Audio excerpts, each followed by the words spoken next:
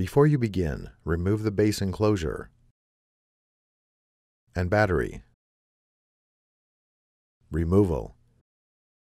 Remove the 3mm P1 Phillips head screw that secures the solid-state drive to the system board. Carefully lift up on the right edge of the solid-state drive to separate it from the thermal pad and allow it to raise to the spring tension position. Grasp the solid-state drive by the edges and pull gently to remove it.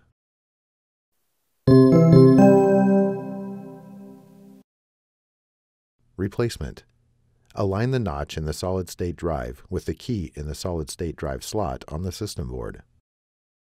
Gently insert the solid-state drive into its slot on the system board. Press the solid-state drive down onto the thermal pad and replace the 3mm P1 Phillips head screw that secures it to the system board.